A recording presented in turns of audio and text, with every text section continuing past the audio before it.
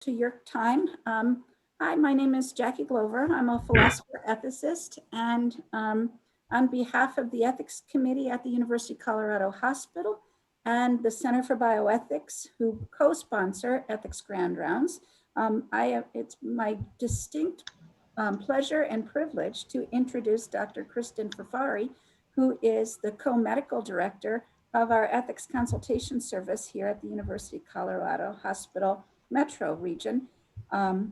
And if you have any questions or comments, please put them in the chat. I'll be monitoring the chat. And I think Dr. Furfari has some other questions for you to put in the chat. So help me welcome Dr. Kristin Furfari. Thank you. Thank you, Jackie. Yes, so I'm going to try to make this somewhat interactive. So there will be times where I am asking for some responses in the chat. So please feel free to use that during this talk. Thank you so much. Thanks for joining me today. I'm really excited to be here today to talk about our ethics consult program at University Hospital. Now, I also recognize that there may be people at this talk that work outside of University of Colorado Hospital. So I tried to design this talk in a way that the content and the themes and the frameworks are applicable to ethics consultation in any institution. So I want to start today by sharing a story. And this is a story of my daughter, Mabel. Mabel is 6 now, but when she was 2 years old, my husband watched her one Saturday while I worked clinically at the hospital. And at that time, he used to make fun of me because I had outfits for Mabel. I had her athletic outfit, and I had her preppy outfit, and I had her fancy outfits and whatever. And so he sent me this picture and said, look, I put together her flower outfit because she had a shirt and a pants with bright, bold flowers on it. And the 2 different shoes thing was something that Mabel did, but I think it just adds to the effect here. And so the next text he sent me was, how does she look? And I remember getting this text and thinking, oh my goodness, what in the world am I supposed to say? If I say she looks good, I run the risk of him dressing her like this every weekend, and I'd be lying because let's be honest, she looks ridiculous. But really, maybe he needs me to say that to boost his confidence.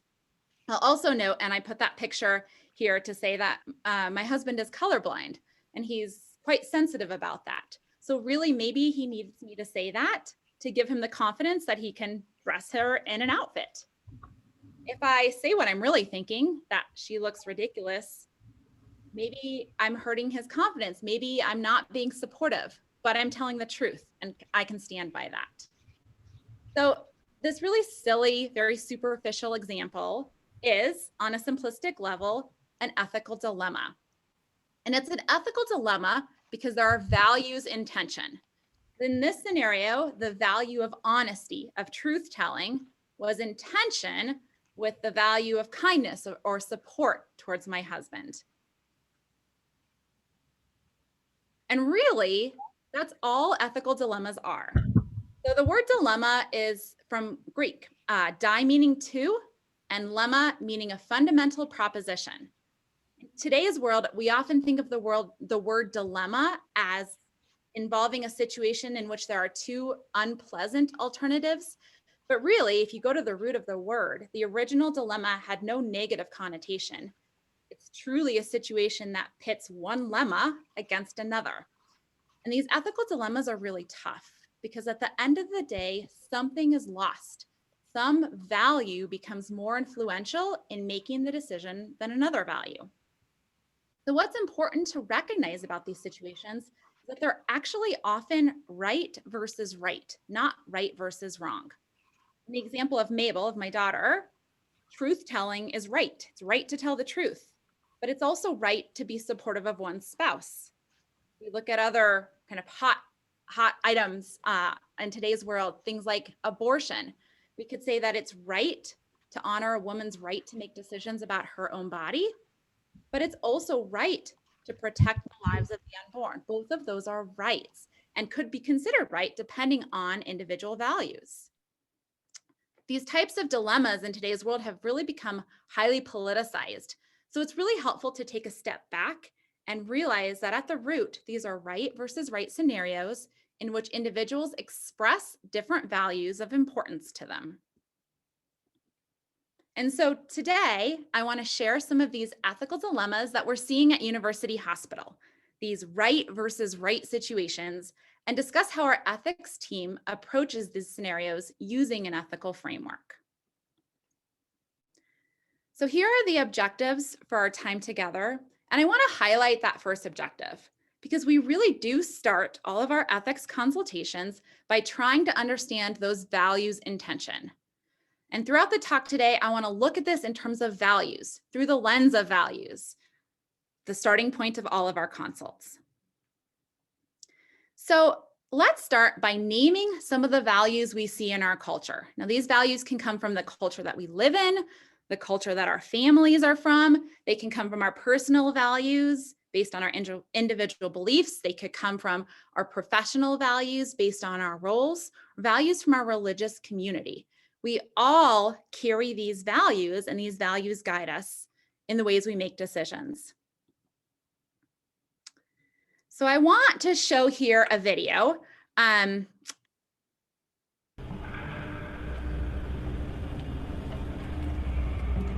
got a question for you. What does this city know about luxury? Huh? What does a town that's been to hell and back know about the finer things in life? Well, I'll tell you, more than most. You see, it's the hottest fires that make the hardest steel. Add hard work and conviction, and the know-how that runs generations deep in every last one of us. That's who we are. That's our story. Now, it's probably not the one you've been reading in papers, the one being written by folks who've never even been here and don't know what we're capable of. Because when it comes to luxury, it's as much about where it's from as who it's for. Now, we're from America, but this isn't New York City, or the Windy City, or Sin City, and we're certainly no one's Emerald City.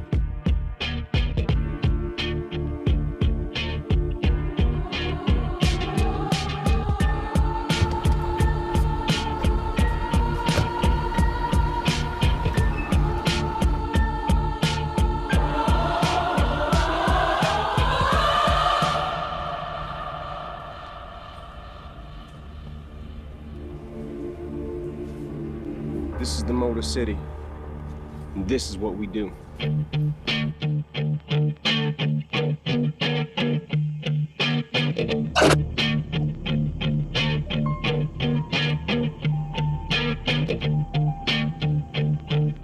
All right. So let me give you a little background about that commercial. Some of you might remember that. That was from 2011. It was a Super Bowl commercial for Chrysler, and actually was voted by the media and by the public as one of the best commercials of all time.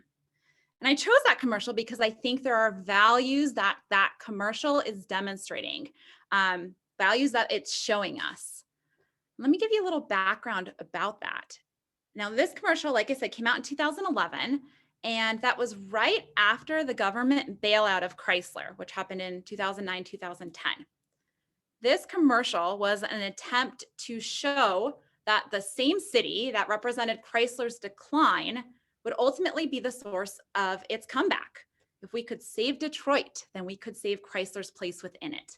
So really the goal of this commercial was to instill the value of pride in being American and in buying American. And as you saw, it showed the history of Detroit. It showed images, juxtaposed images of the grim scenes of Detroit against the beautiful images of the city. It showed the multiracial population.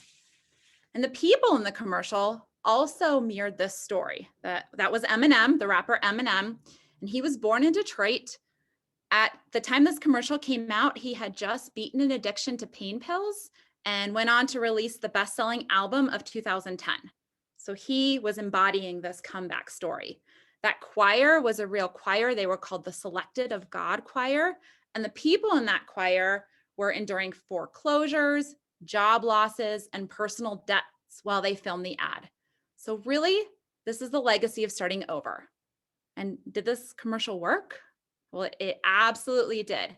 1 month after this launched, sales had tripled. Chrysler brand went up 80% in year-to-date sales as compared to the previous year. And the company was able to pay off its government bailout 6 years early. So I think what we can take away from this is that the values demonstrated in this commercial were understood and appreciated by people across the country. This really speaks to the power of values. So I've listed here some of the values I think were shown in this commercial. If people have other ideas, please add them onto the chat. I think there's a lot of different values that you can see and hear in this commercial. And it's really important for us to understand that these values are how we move about the world. They guide us in how we make decisions, in what we believe, and in what we think is right or wrong. And yet when these values are in conflict, it creates an ethical dilemma, this right versus right situation. Now, these same dilemmas occur in the medical workplace as well. No surprise, right? In the medical workplace, we also share a set of values. Those values are slightly different. We have values like beneficence, this idea of do no harm, which is especially important in the medical workplace when people are vulnerable and are ill. We have autonomy, this idea of allowing individuals to make decisions about their own health care. We have confidentiality, truth-telling. Now, another challenge that we see in the medical workplace is this unequal balance of power and knowledge that the healthcare team has an understanding of medicine that the patient and their family does not and truly cannot have. Healthcare providers are often privileged to sensitive information about patients, and truth in medicine may be very different than truth to a patient. In medicine, we look at science as central, and truth in medicine often rests in a scientific understanding. So all of these values that we've discussed come together in the unique setting of the medical workplace, in which there's unequal power and different understandings of truth, to create some really challenging ethical dilemmas. So I wanted to share some of the dilemmas that are unique to the medical workplace with you. This slide shows the top themes we see in ethics consultation at University Hospital. Now, while these are specific to university, I'm guessing they're not very different at other institutions. And I next want to review some cases that will illustrate these themes. And as I go through them, I want you to think about the values that could be in tension in each of these situations. So let's start with our first case. This is a 75-year-old man. He lives in a memory care facility and was out walking with his care provider when he passes out. Now, EMS arrives on the scene and they determined that he actually was suffering from an irregular heartbeat. So they placed external pacers and brought him into the hospital. So on further workup in the hospital, turns out that he fainted and actually had fainted multiple times in the past due to an irregular heart rhythm. He actually has something called Stokes-Adams syndrome, in which people will have periods of arrhythmias, so irregular heartbeats, often with some complete heart block, which decreases the cardiac output, decreases the function of the heart, and causes them to pass out. Now, the management of this syndrome is to implant a pacemaker to regulate the heartbeat. But when this patient's family arrives to the hospital, they refuse a pacer on his behalf. So let's get a little more information about this patient. So his family explained to us that he has moderate dementia. He lives in this memory care facility, and he is really dependent on help for all of his activities of daily living. He is not able to bathe himself, feed himself, or dress himself without assistance. His family describes that they would not want further decrements in his ability to function, and they don't think that he would want to engage in frequent visits to see a physician or visits to the hospital that might come with a pacemaker being placed. They explain that lack of independence was always this patient's greatest fear. Now, on the other hand, the healthcare providers see that not placing a pacer is harmful to this patient. They can see the consequence of multiple future falls, potentially breaking bones, bleeding into his head, and feel like a pacer is the most beneficial approach to this patient. So let's take a minute and think about what values our intention in this situation. You want to type into the chat what values are in conflict as we navigate the family's truth against the healthcare teams.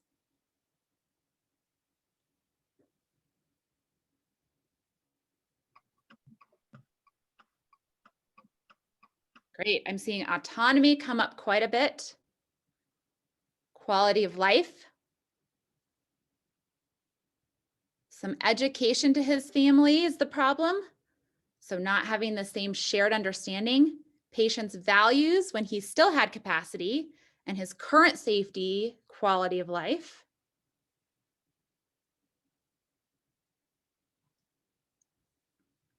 Good.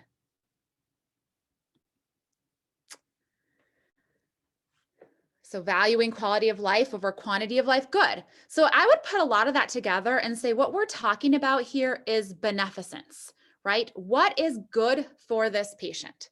Now, beneficent is the bedrock of medicine. We, as medical students, we speak the Hippocratic Oath, which contains a form of beneficence, this idea that we will not harm patients. But what exactly is harmful and what exactly is beneficial for this patients? As we discussed, the providers see harm as having another arrhythmia, as falling and as having injuries associated with that. And yet for the family, speaking for the patient, they see harm as further loss of independence, loss of functioning, or potentially fears about what having a pacer means. So the dilemma really here is in determining what is good for this person, what is beneficial for this person.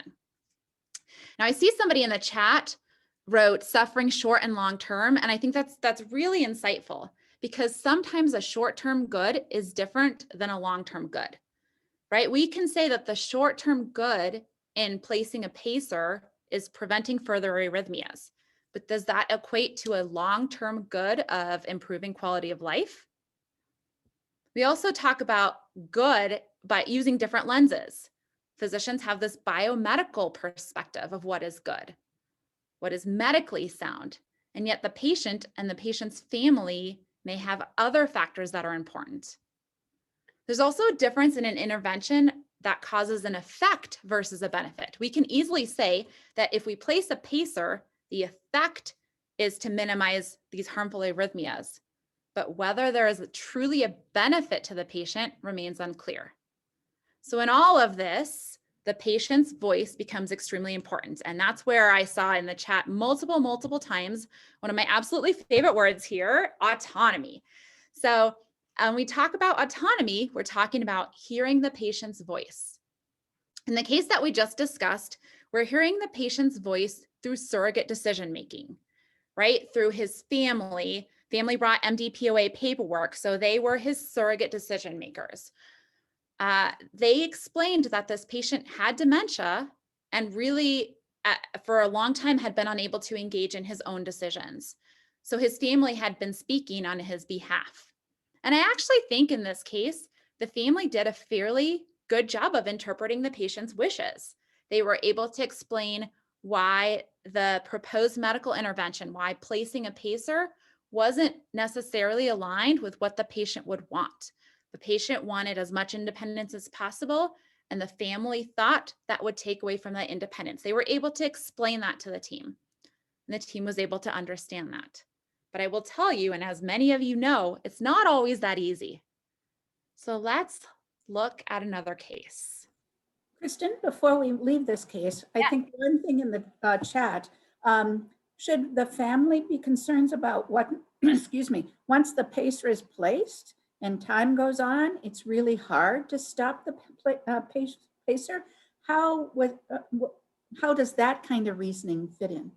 I mean, we see those kind of scenarios come up a lot in our ethics calls, our ethics consults, this idea of withholding versus withdrawing care that's already been started.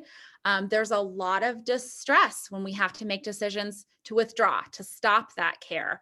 Sometimes it's easier to make the decision up front to withhold it in the first place. And so I think that's a really, really good consideration as we talk about the big picture. What's the long-term goal in caring for this patient?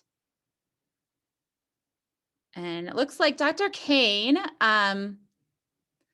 this article shows that most physicians associate disabilities with worse quality of life, a finding that may contribute to care disparities. And I think, thank you for bringing that up, Jeff. I think that's so important for us to remember that our values are not always the same, and we have bias. All of us carry bias, right?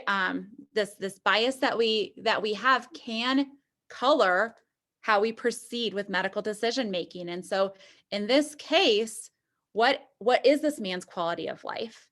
And what are the options for quality of life for him? What is he hoping to achieve? What can be feasibly achieved?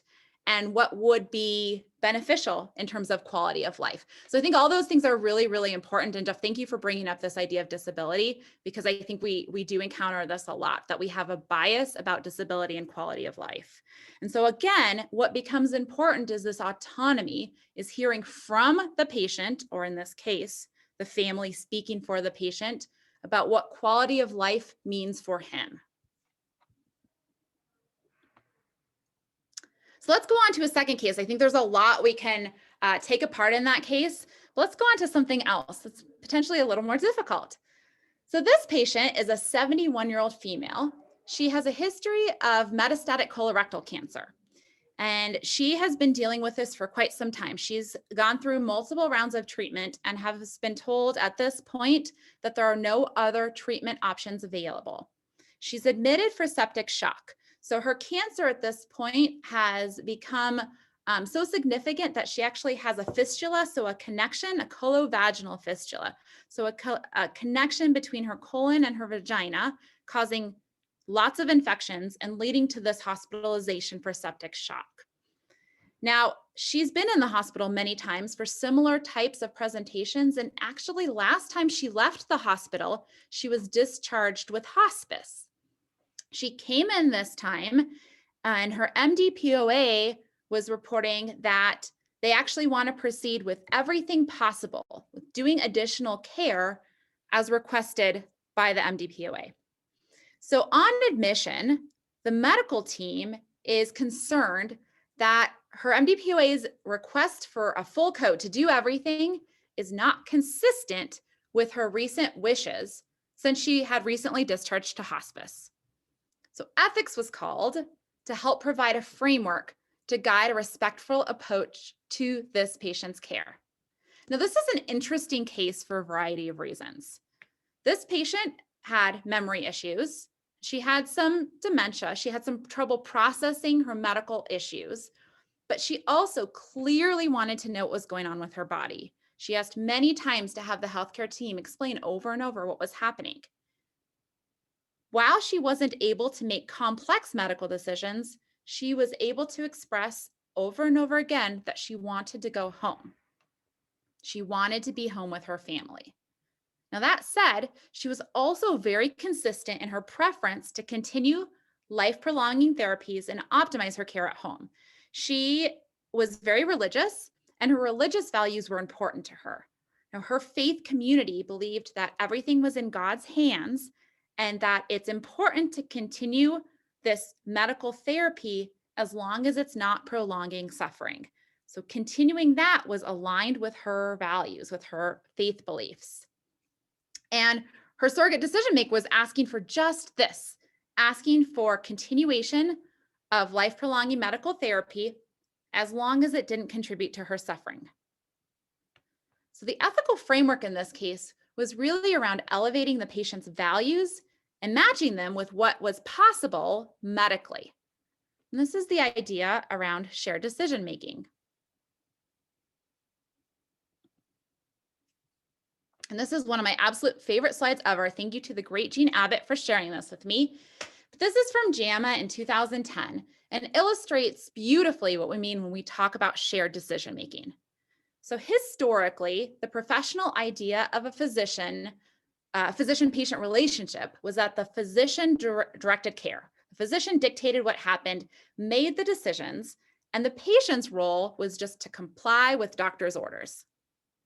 This was quite paternalistic, obviously, and although the patient had some preferences and attitudes towards their care, they really had no role in medical decision-making.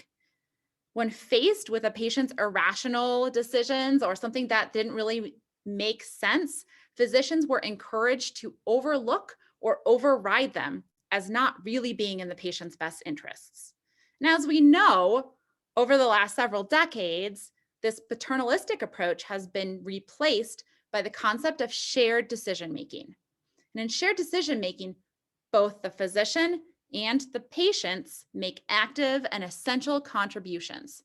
So the physicians bring their medical knowledge, their expertise, their training, their understanding of available treatment options, and the patient brings their own subjective aims, their own values, and the lens through which the benefits and the risks of treatment can be viewed. And so those come together, they merge, and shared decision-making allows selecting the best treatment option for a particular patient in any given scenario. So as we look at this graph, we see on one hand is the patient or agent-driven decision-making, and at the other end is the physician-driven decision-making. And then in the middle is a huge range of possibility. There are many possible approaches that can happen there. This shared decision-making becomes even more important in preference-sensitive decisions, in decisions in which people may come down differently based on the values that they carry.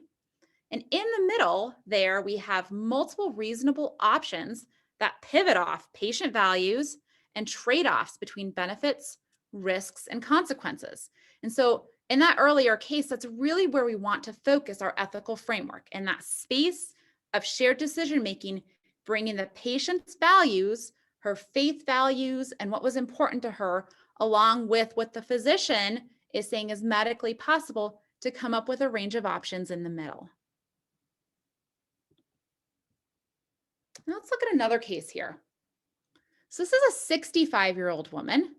She has a past medical history of breast cancer. She has vascular dementia, heart failure, and cardiomyopathy. And she's admitted to the hospital initially for heart failure, for symptoms of heart failure, but has a prolonged hospital stay. There were struggles around identifying a safe discharge for her, so she stayed in the hospital for quite some time, started to develop fevers, and subsequently was diagnosed with COVID. Now, the concerns with COVID were around her respiratory status, given her severe heart failure. She also started to develop some agitation. In the setting of a prolonged hospital stay with her underlying dementia, she became delirious. And as she was agitated, she became intermittently violent with staff. They had to use some sedation to try to keep her and the staff safe. And she often would refuse intervention. She didn't want to take her medications that were there to treat the symptoms of her heart failure. She didn't want to engage in care. She didn't want people to take her vitals or take her blood. She wanted to be left alone. So a little extra context about this patient. She had been disconnected from her family for many years. She had advanced directive. She had an MDPOA document that designated her niece as her decision maker, but her niece didn't know her well. She did describe that this patient had a strong religious belief system and had moved around many times in her life. Recently moved to Colorado, but was experiencing homelessness.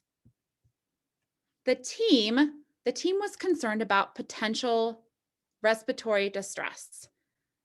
So they said that in the setting of her high-grade ductal carcinoma, in the setting of her vascular dementia and her severe heart failure, if she were to suffer respiratory failure from COVID, that aggressive ventilatory support, so putting her on a vent, had the potential to cause more injury, more pain, and more suffering disproportionate to the expected benefit. They looked at resuscitation in the same way. And so their question for ethics was, is it ethically justifiable not to offer resuscitation given no clear anticipated benefit? So this is a tough one. Let's take a few seconds here and type into the chat, what values our intention?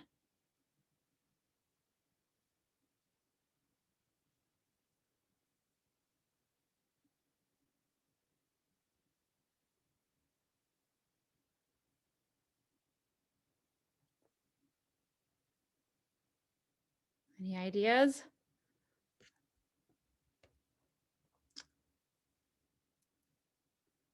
Do no harm. Great. So beneficence, very, very good. Differing views on quality of life, like we talked about earlier. Decisional capacity, beneficence comes up over and over. Very, very good. So again, what is beneficial to this patient? And this idea of do no harm, prolonged suffering. Very good. I love that one. Thank you. So we often get these types of consults in the ethics arena. And we really look at these cases as providing an ethical framework around this idea of beneficence, which I'm seeing in the chat, and this idea of non-beneficial interventions. The way we describe this to care teams is we say that providers are not ethically obligated to provide medical interventions that are not anticipated to provide medical benefit, or where the anticipated harms are determined to outweigh the potential benefits. So in this case, the primary team engaged in multiple conversations with the patient's niece. They detailed their concerns around continuing aggressive treatment. They talked about her refusal to participate meaningfully in her care. They talked about the low probability that escalation in care would meet the intended goals, right? The intended goals being to be able to leave the hospital and live independently. And the team explained that that seemed very unlikely given the severity of her medical disease. Over time, her niece agreed with the plan. The patient was DNAR and the decision was made not to escalate her treatment. So these are those non-beneficial intervention cases. And I would say in my experience doing ethics consultation here at university, these are some of the most difficult cases.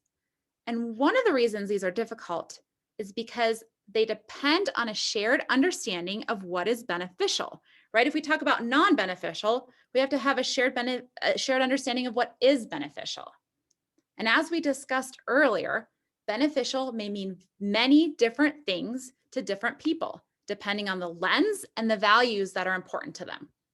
In this case, beneficial, as seen through the eyes of the physician, that biomedical perspective is very different than what was considered to be beneficial by this patient and the family.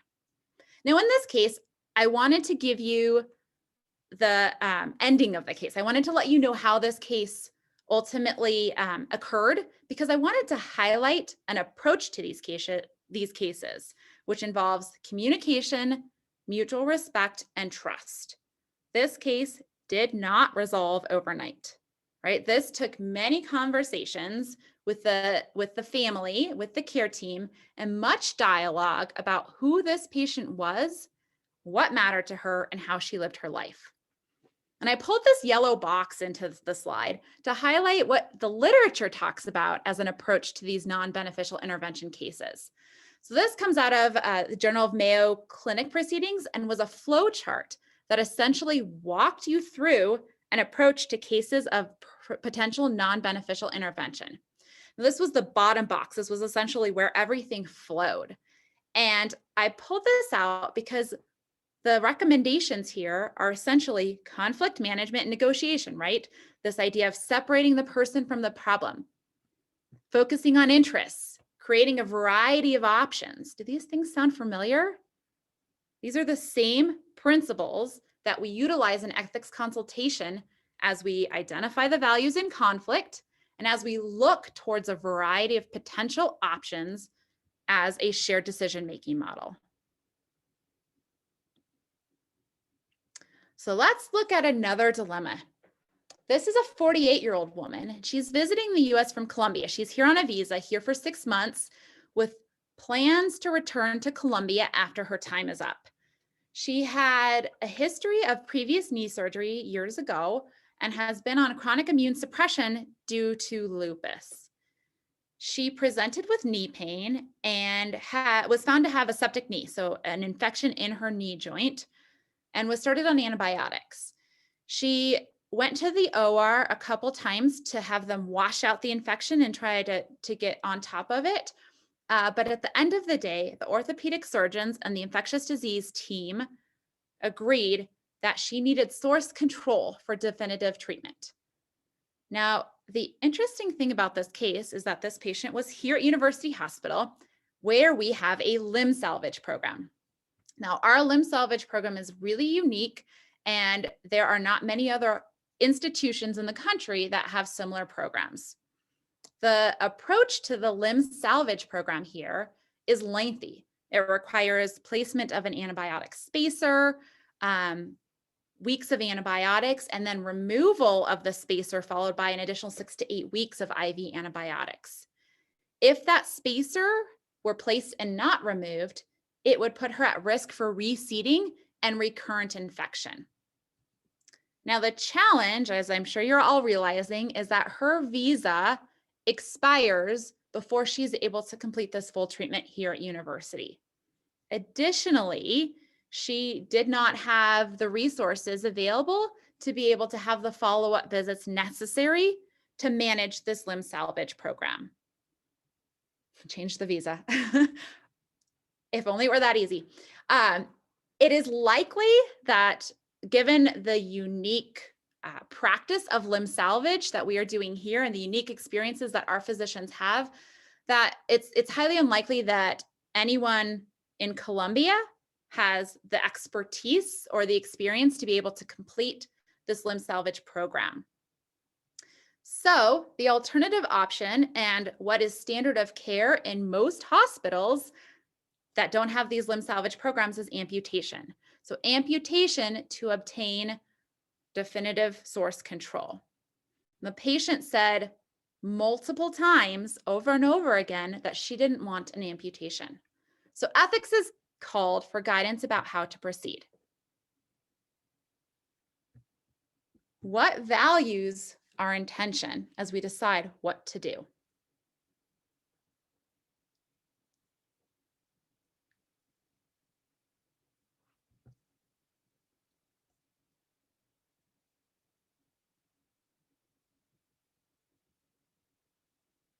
Autonomy, justice. Okay, great.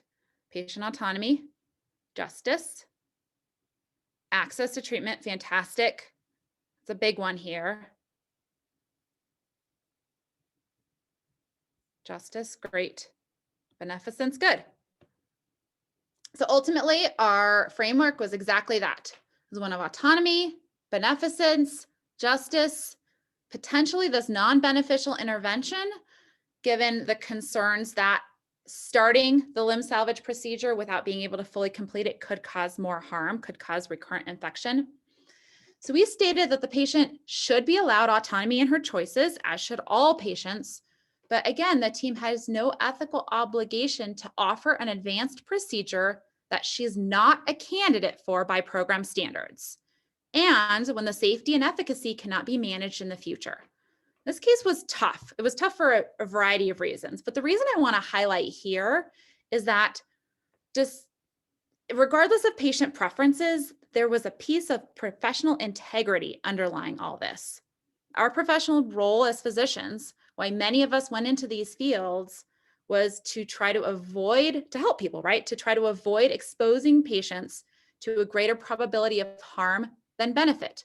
We practice beneficence, which you're all putting in the chat. The challenge in this case was figuring out where that line was drawn. And this case is an example of dilemmas about professional integrity, that conflict of what we can do as healthcare professionals and what we should do given each unique patient and the barriers in place.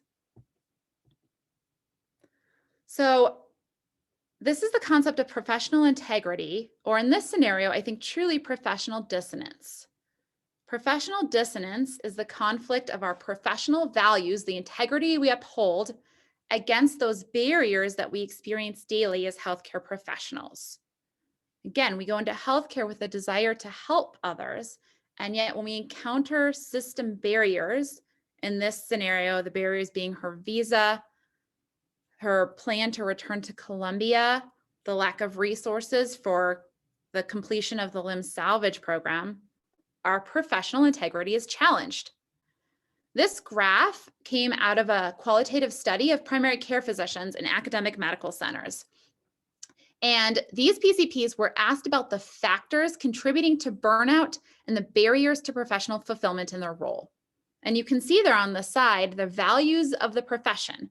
So that the values that healthcare professionals uphold in dissonance with the reality of being a PCP in today's world, this authority responsibility mismatch, this sense of being undervalued.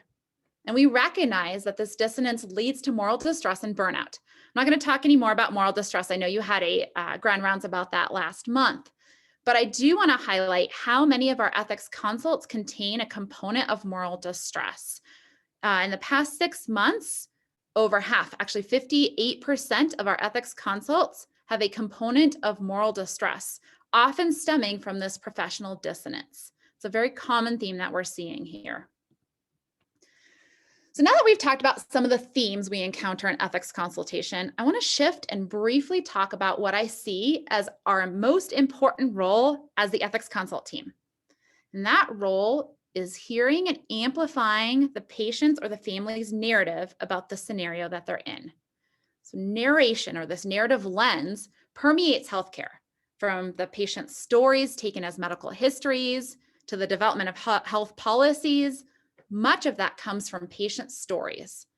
And at root, narrative care entails an understanding about the stories people tell about their lives, the stories that are told about their lives by others, and the values that are part of that story. And the narrative lens also relies on understanding perspective, and perspective is often a reflection of an individual's values. So I really like this slide, and thank you, Megan Prescott, for sharing this one with me. This is a slide illustrating the parable of the elephant and the blind men. So each man was asked to approach the elephant and identify what it was.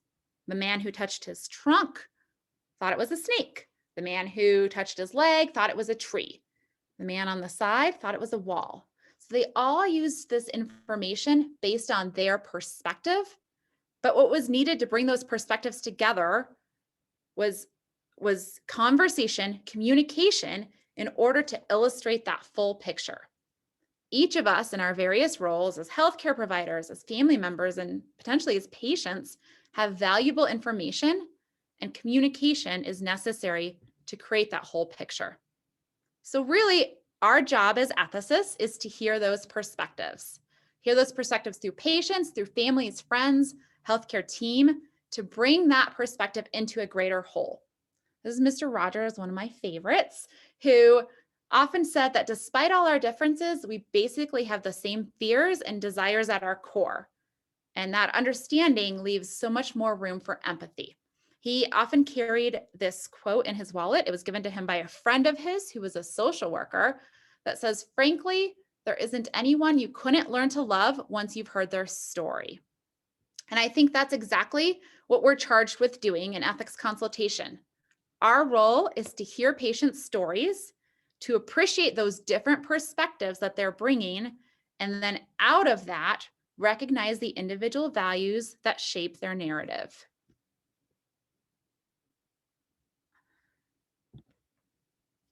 All right. So in the final minutes, I'd like to shift gears and talk about the metrics that we're seeing in terms of ethics consultation here at University Hospital. This is a slide of our volume, and you can see our volume's been steadily increasing since 2010. Now, some of this is due to patient volume. You can see that jump kind of there 2013 through 16 when the second tower opened. I'm sure we'll see another jump when the third comes. But I also think it's due to an increased awareness of our presence, outreach about the ways in which we can support teams and families, and the increasing complexity of our patient population. And I say that because over the years, this slide has become more diverse. So this slide is an overview of where our consults came from in 2020. The majority, as you can see, the majority of our consults come from internal medicine, and that's fairly consistent with previous years. That makes sense. Hospitalists who are internal medicine teams in the hospital are involved in the care of about 40% of patients in the hospital. So it's no surprise that they are the most frequent utilizer of our ethics consult services. What has continued to evolve over the years, though, are the other sources of consults. Surgery, in particular, has continued to grow. The raw number of consults coming from surgery has almost doubled in 2020 as compared to the year before. Our consults from the outpatient arena have also continued to grow. And I'm always interested in watching neurology. Neurology has historically been really high utilizer of ethics consultation, given the complexity of the patients that they care for. If you are interested in calling an ethics consultation at University Hospital, here's how to reach us. We have a pager as well as an email. It's currently a Monday through Friday consult service, but after hours, the hospital manager can help triage and help direct teams to the appropriate resources. And I put this slide next because I really want to make the point that absolutely anyone can call us.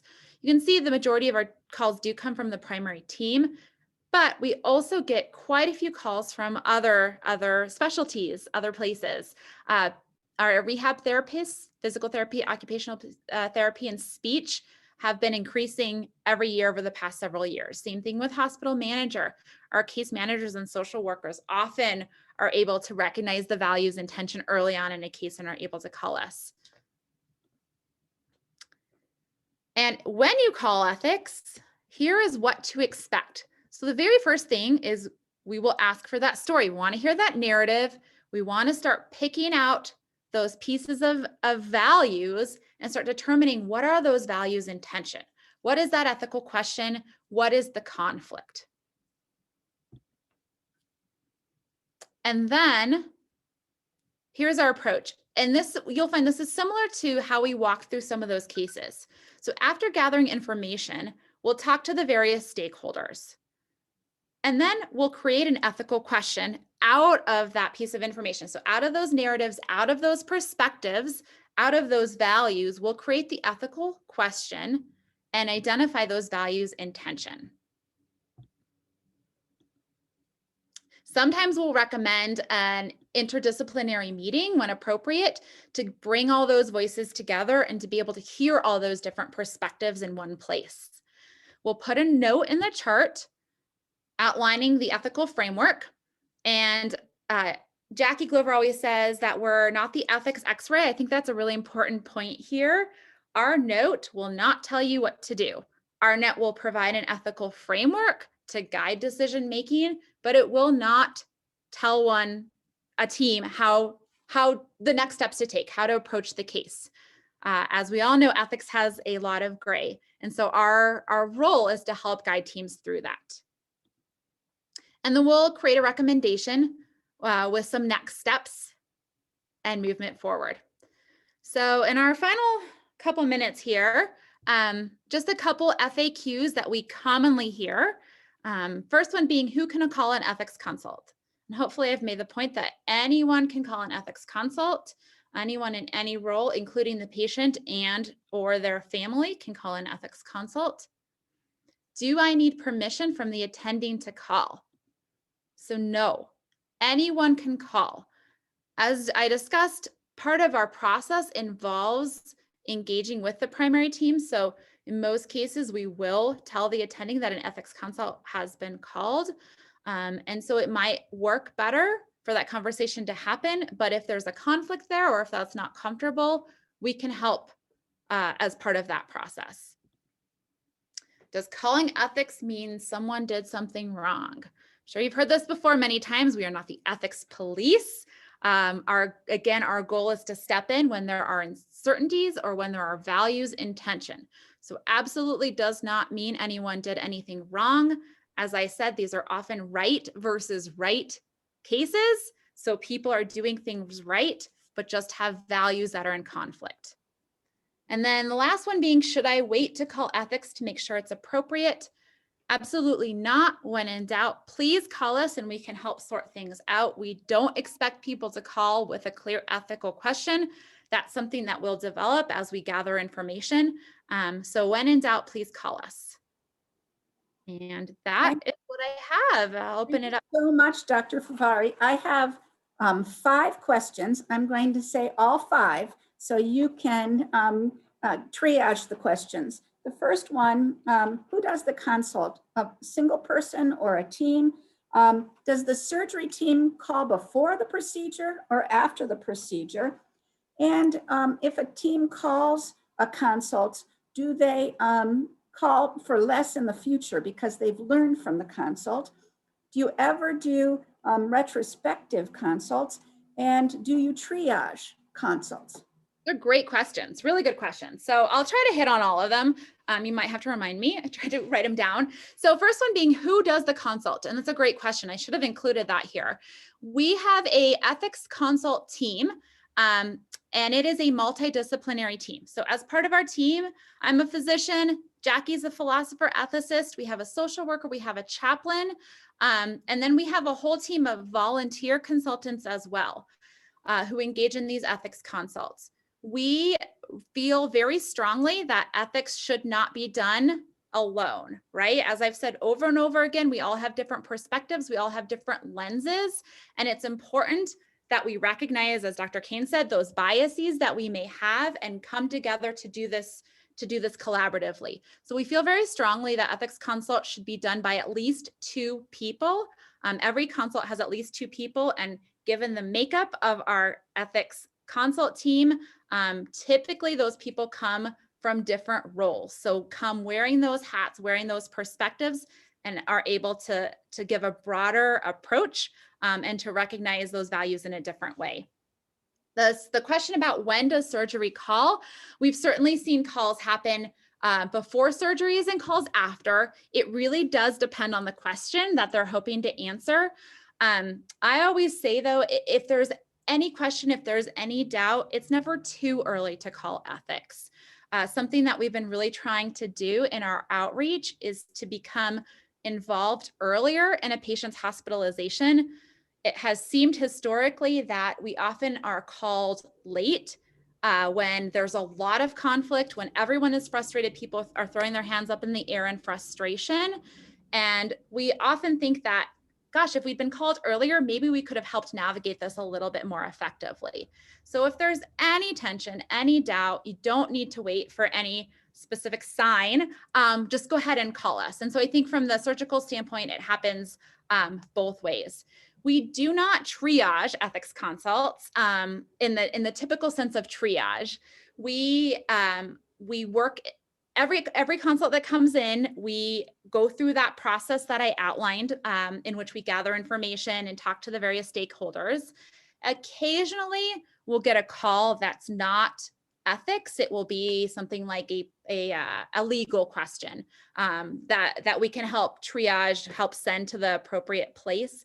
But for the most part, maybe this is my bias, but I think ethics is everywhere. It's in every scenario. And so we can always find that ethical question in any patient case. And so we engage in ethics consult anytime someone calls us. Jackie, what else? Do people who call ethics, do they not call again because they learn from it? It's a really good question. And I wish I could tell you with certainty the answer to that. One of the challenges in ethics consultation is figuring out the outcomes of the work that we're doing. It's really hard to measure how we're impacting people's practices and people's care. We're trying to do a better job of collecting our data and of measuring that, but I don't know that I have a great answer. I will say anecdotally, I think both things happen. I think sometimes people do realize, oh my goodness, I know how to proceed in this situation. If it's a relatively straightforward, often those are questions around like surrogate decision making. Who should I use to make these decisions? That said, sometimes I feel, and I think neurology is a perfect example, that when we are called and they see how we can help navigate these really difficult situations, they tend to utilize us over and over. And I think our goal is probably both extremes. I don't know that it's great to say our volume is increasing as a means of demonstrating that we're doing good work. Maybe it means we're doing terrible work and we're not answering anyone's ethical question. But I hope that we are able to straddle that effectively, that when we do provide a consult, that we also provide some education to the team so that they are able to move forward with confidence the next time they see something similar. That said, I also hope they see that we bring value, we bring something important to the care of these patients, and that people feel more inclined to call us in the future. So two more retrospective consults, and Dr. Marianne Cutter from Colorado Springs with an excellent question about, did you get permission for these cases? Yes. So these cases are based off of real cases, but are not the actual cases. And actually, I'm going to tell you the truth is I actually made up some of these. So we do, though, as part of our ethics process, quality assurance process, we do review our cases. We review them with our ethics team. And then down the road, after the case has been resolved and is no longer at University Hospital, we review it with our ethics committee as well, specifically those cases that are unique or speak to a policy issue or are highlight something that we're working in. So we absolutely do review our cases as part of a team. Oh no, I forgot the last one you said. Well, there's one more. Is there always a clinician and then the others? So no, not doing the formal consult. I will say we work really effectively as a team. And so we always bounce ideas off of each other, but there's not always a clinician directly involved in that ethics case. It may be a chaplain and a social worker working together to do the ethics consult. It's interesting because I do think that as a clinician, I have a handicap. I dive into the patient's chart, and the first thing I do is I look at their medical records. I look in their medical space, and I find myself going straight to, oh my gosh, is that the right management? Is that what I would do medically? And so I think it's really, really important that we engage in ethics consultation with non-clinicians because they bring that other lens. It's been remarkable to have a chaplain involved to understand the perspectives that come from certain religious beliefs and certain cultural beliefs. And so I think I think we do better consults when we work together as a multidisciplinary team instead of all coming from the same place. So thank you very much, Dr. Furfari. We'll see you all again on Thursday, April 8th for Ethics Grand Rounds via Zoom. And the topic would be ethical issues in domestic partner violence. So thank you very much. And thank you all for attending.